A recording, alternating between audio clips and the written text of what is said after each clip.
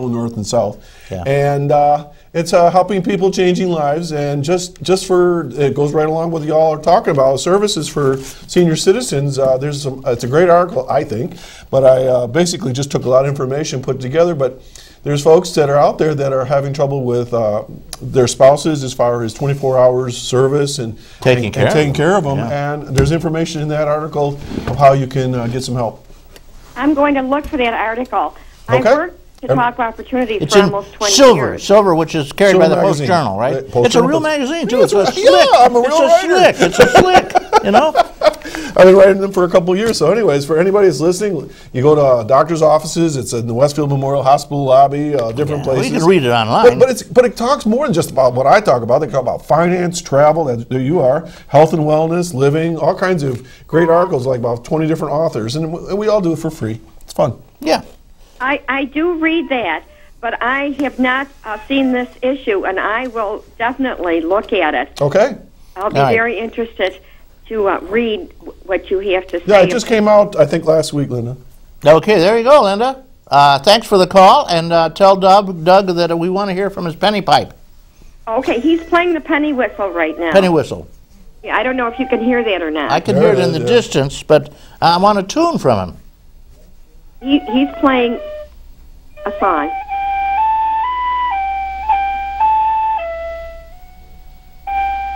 It's a good Irish tune.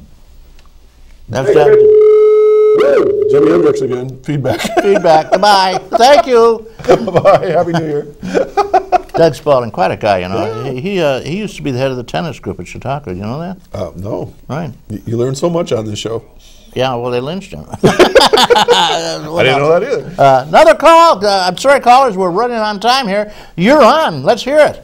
Good morning, Reed. Good morning, John. How are you guys? Good morning. We're doing fine. I had a great Christmas. Well, that's good. Two questions pertaining to Chautauqua Lake. The first one is, instead of being elementary, middle school, high school now, they're primary and secondary school. And apparently this is supposed to save some money or something. And then the other question is pertaining to the teachers and their union. I just wondering your take on both of those topics. All right, let's clarify the first question. The first question is, why is the change? I wasn't aware of the change. What's the change? Primary versus secondary. What's the specific change? Okay. And why would they? What's in it for them to change? All right. What is the change, please? Okay. Well, if I remember right, okay, and it's been a little bit of time since I've studied this here at Chautauqua, but this is typical in other schools. For instance, elementary might go K4 or 5, okay, pre-K or kindergarten through 4th or 5th grade, and then you have a middle school, maybe 6th or 5th grade, 6th grade through 8th grade, and then high school. Okay, so they'll have elementary, middle, and then secondary.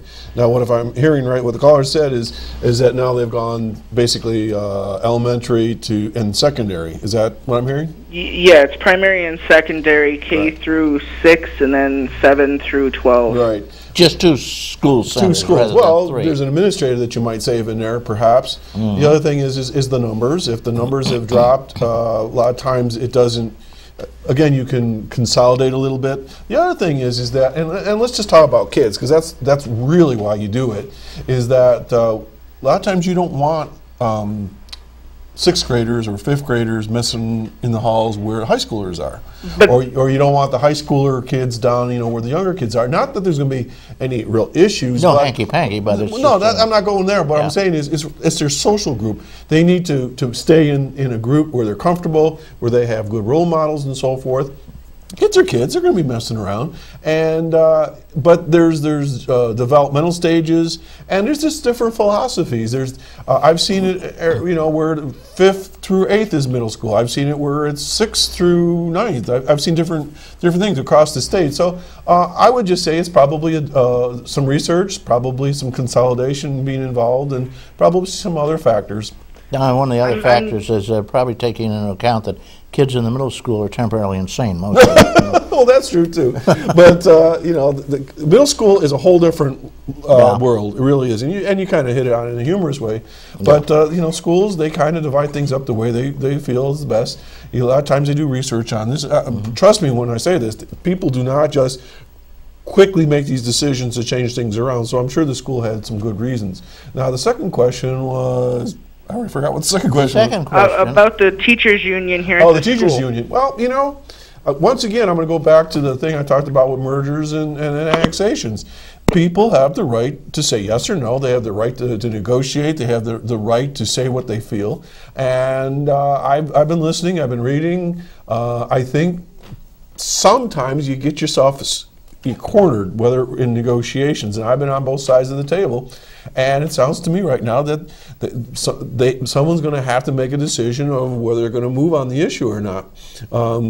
The teachers have the right of negotiations that are guaranteed through law and so forth and regulation. The district has its rights, and it's just a matter of working it through the process. It's neither good nor bad. It's just what it is. Well, the teachers have to have an organization. And like I said A bargaining organization. that's what makes things wonderful in this country. It's a hassle sometimes, and it seems like it takes forever.